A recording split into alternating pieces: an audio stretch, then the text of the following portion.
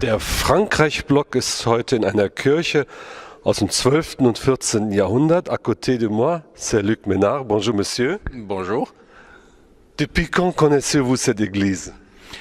Oh, depuis une dizaine d'années. Oui.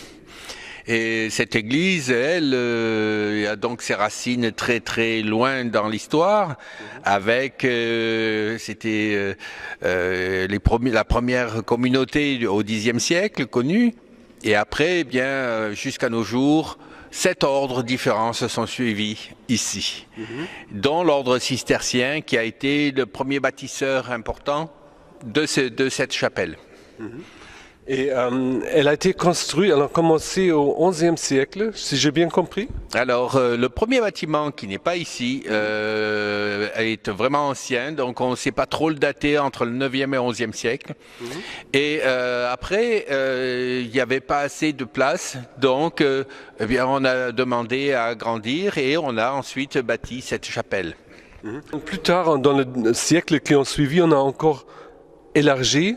On a encore construit ici? Alors là, ça a toujours été modifié jusqu'au XVIe siècle et même beaucoup plus récemment parce que quand le dernier propriétaire l'a acheté, elle était en très mauvais état et donc là, il a fallu refaire le toit et donc l'architecte qui était ici a modifié fortement l'aspect extérieur de l'église.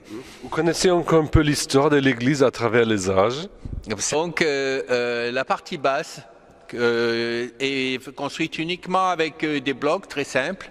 On voit en haut ici là, les traces de poutres qui étaient donc la période première où le toit était un toit en bois.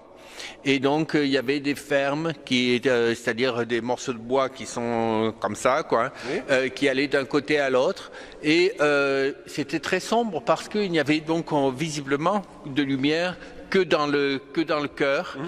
Et le chœur était certainement très différent de maintenant parce que à l'époque on mettait un vitrail seulement au fond.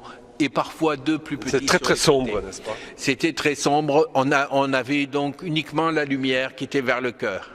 Et ce chœur date du 14e, 15e siècle? Alors le chœur lui-même a été refait, oui, au 14e ou 15e. Donc, mais après la période cistercienne, parce que si on regarde la rue Hausse, elle est toujours avec un décor à feuilles de ciste. Par contre, le chœur lui-même est avec des décors floraux qui étaient interdits à la période cistercienne. Donc c'est après la période cistercienne.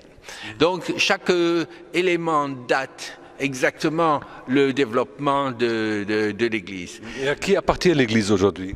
Elle appartient à une association loi 1901 qui s'occupe d'enfants qui sont sous régime de protection de l'enfance, donc des enfants qui seraient en danger chez eux. Et il y a une centaine d'enfants qui sont suivis par cette association, qui est une très grosse association avec 50 employés. Merci bien.